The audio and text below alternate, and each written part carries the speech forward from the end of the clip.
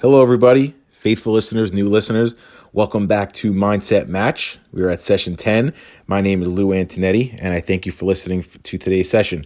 For today's session, we're going to speak about loyalty, positive reinforcement, how to be selfless, how to take other people's advice, the issue with free will, how some people crave it, but once they get it, they become afraid of being held accountable. We're going to speak about trust and our perspective on life. But one of the main things that I must emphasize for this session is that it's important for people to live their lives at a pace that is comfortable for them, not at the pace that society expects them to live it in. Too many of us, pretty much we conform at an early age, and we keep that trend alive, always being afraid to kind of shock or buck the system a little bit. I give those people who go against the grain a lot of credit. They know what they want, and they don't feel the need to be competitive to achieve happiness. We see many things in life that we think we should have, but we fail to ask, do we really need them to be happy? After all, we buy all these things that we should have, according to society. Then where does that leave us in the end? Are we any more aware of who we really are? Or did we just satisfy that, preconceived notion that since others have it, I need it too? Basically, being aware is not judging others, it's being honest with yourself. If you're not honest with yourself, then it's impossible to be so with the people you interact with. People say that, usually for me, I live myself like an open book and that I'm too open. But I say, hey, what do I have to hide? I'm not ashamed of what I do. And if I am ashamed of something, I'll do my best to correct it. Remember, there's no room in life for toxic behavior, which is why we should not tolerate it from ourselves or others. So I thank you for joining me here for session 10, and please enjoy.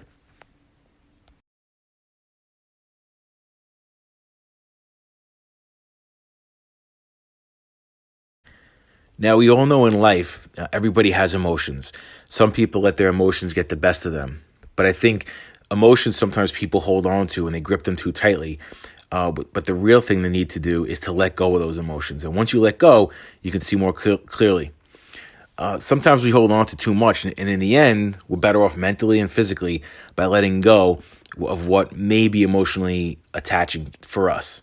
Emotions are a funny thing. And in leadership positions, it's so important to not let your emotions guide your decision making. Taking emotions out of the equation lets you remain consistent in your decisions and allows you to see things from different perspectives. One quality that many of us possess, but is sometimes used to our disadvantage, is loyalty. When I think of loyalty, only positive vibes come to mind, along with the words trustworthy and honesty. But sometimes when emotions clog our minds, the loyalty that we all want to have can guide us in a negative direction. Loyalty could be a great trait, but we need to know if we're being loyal to a person or cause that is right and just. Remember that just because you're being loyal doesn't necessarily mean you're being honorable. So let's think about this. Always take a step back, take emotion out of the equation, remove the relationship factor with that person, and you see things from an objective lens. Sometimes we are loyal to a fault and get caught up in something we wouldn't normally be involved with. Supporting your friends, co-workers, colleagues, family, the great quality, but make sure the support being provided is directed towards the best decision for the group or that person, or a good cause that's based on fact, not feelings and emotions, or just trying to keep the other person happy. Being loyal can be an easy way out when you're afraid to tell someone close to you that they may be wrong. The most important type of loyalty is that which is based on good moral principles. Maybe being loyal means that you owe it to a person to make them aware of their negative actions. True loyalty means you have the best interest of someone in mind. Looking out for their best interest may require a reality check when all is said and done. So remember, let go of your emotional attachment when being loyal. This will make you and those around you better off in the long run.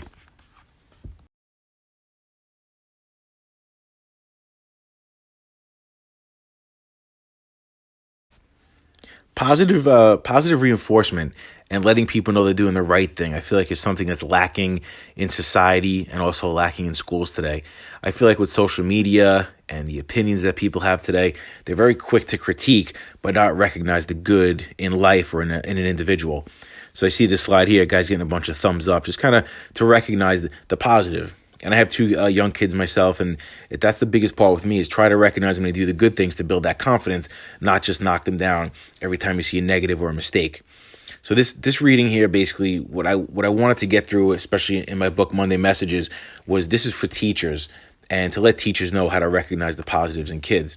So what I say to teachers, as you progress through the school year, you're able to identify those students in your class who don't respond well to authority. And for a lot of the teenagers who listen to this, you'll understand this. Authority can be a blessing or a curse. Most times, as figures of authority in a school building, we view ourselves as the keeper of the law and the enforcer of the rules. But it's got to be more than that in a school building.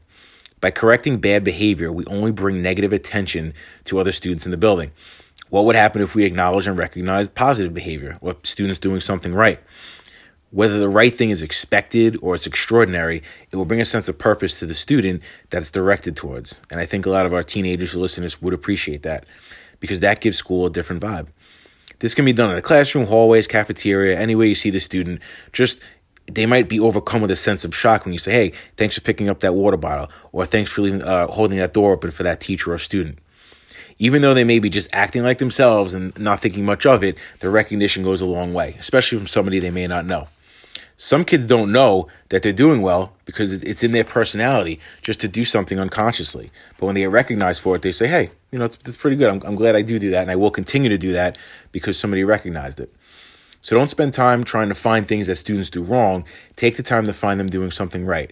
We take good behavior in schools for granted because we expect it. But believe me, kids, we definitely appreciate the good behavior. So we try to recognize students for doing the right thing, no matter how small it may be. This will go a long way towards showing students that we appreciate them and basically just doing the expected things. Highlight the positive. People respond way better to compliments than criticism. So in the scheme of life, in the family life and extended family, try complimenting your, whether it's your wife, your husband, your children, your siblings, a significant other. Just try complimenting on something they do every day that's expected of them. It's not recognized often, something that may go, it's not appreciated enough, and they'll be shocked and they might say, wait, is this person joking? They're actually thanking me for that? But yes, if you're doing something positive, it's appreciated. So let that person know that, and it'll go a long way in your relationship.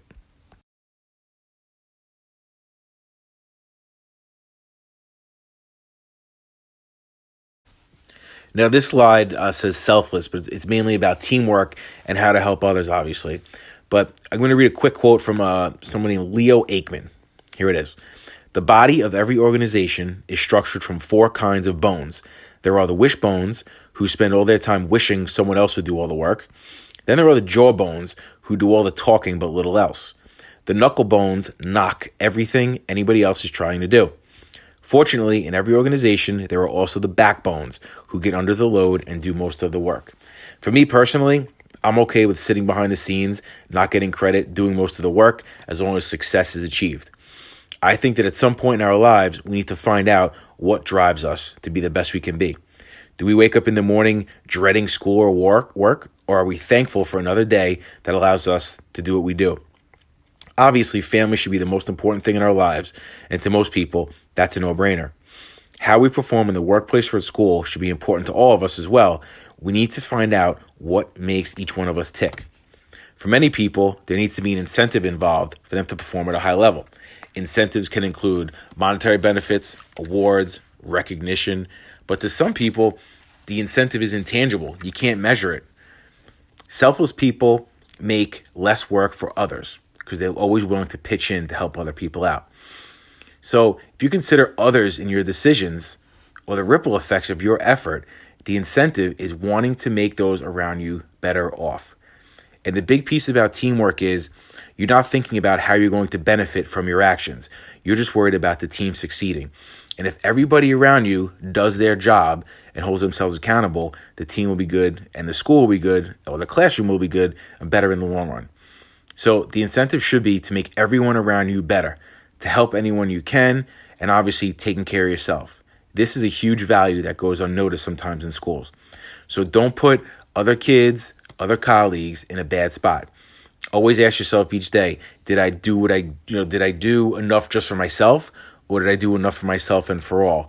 And that selflessness will come out, and people will recognize it through your actions, not your words.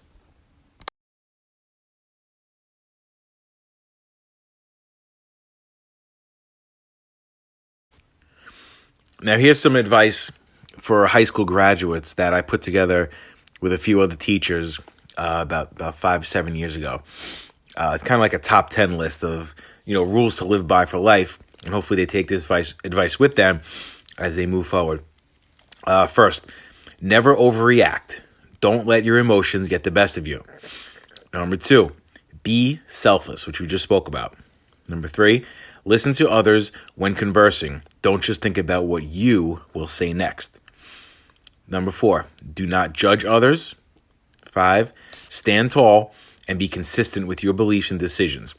This is one piece in life, if I can just go on a tangent for a bit, where your belief system is going to get challenged on a daily basis. So if there's a crack in it, or if you lie or try to get away with something, people will find out. So please keep those morals, keep those beliefs consistent to achieve more and more. And the consistency will definitely go further with people you know.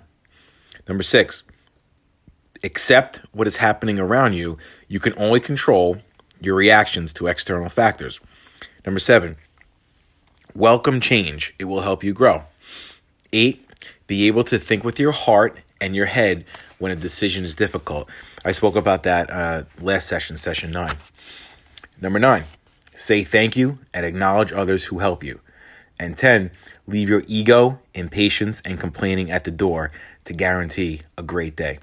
Now, that's just my 2 cents. Obviously, there's bigger things in life to think about, but those are just some of the overarching themes we've noticed over the years and things I've tried to put in my graduation speeches, so people hopefully will listen a little bit. But it's, even if you take one of those and try to really maximize it, it's just going to be a windfall, and everything else will kind of fall into place.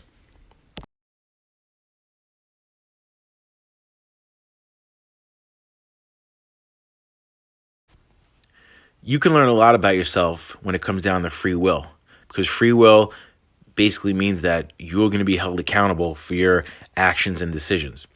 We learn a lot about people when their backs are against the wall or when they're given options to choose from. For fear of being exposed, many people will hide from controversy or not stand up for what they believe in. It's easy to follow the pack and fly under the radar, but sometimes we are forced to make a decision when one will not be made for us. When you're not used to being trusted or believed in, the fear of free will lingers. Free will allows you to follow your gut instinct and forces you to be held accountable for your decisions. Free will sounds like a liberating term for many, but it can be debilitating when people are not used to being held accountable for their actions or choices. To be a leader, they say you must separate yourself from the crowd, but that separation of freedom from the majority sometimes leaves you on an island surrounded by a very reflective body of water. When making decisions for yourself or your family, it's important to be consistent and fair. When you are on your island, you will have nobody to blame but yourself for your actions and decisions. And for some people, this can be daunting. We are all leaders amongst leaders, and at times, we will not be able to make the popular decision. But don't fear what others think of you, because when you take a look at yourself in your quote-unquote island's reflective water, you should be proud of what you see and what you represent due to your free will.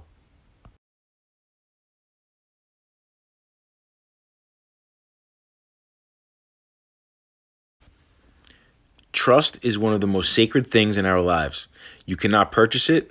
It is earned over long periods of time, and once it is tainted, it might as well not exist. To have trust is to be secure with those you deal with at school and your personal life. Sometimes it can be taken for granted when it is not tested. Trust is never tested more than in times of turmoil and adversity. Sure, at times we'll have to be brutally honest with one another, but at the end of the day, it doesn't matter who's right. As long as the job gets done according to our standard of performance and choices are made for the right reasons, we can understand that we are all one piece of a large puzzle. Nothing upsets a school environment more than to have external factors alter the way we do business in a school. It's almost like a parent telling a coach who to play in a game without knowing the chemistry of the team or how it will impact the team's psyche.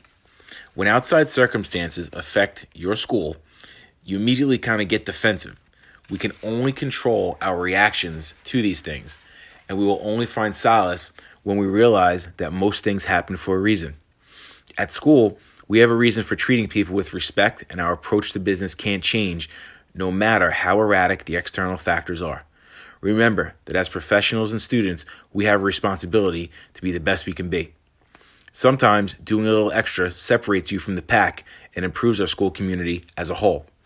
Now ask yourself one question: Will your legacy be at your school? Will it be one of, I did what I had to do? Or would it be, did what I could for all? Think about that.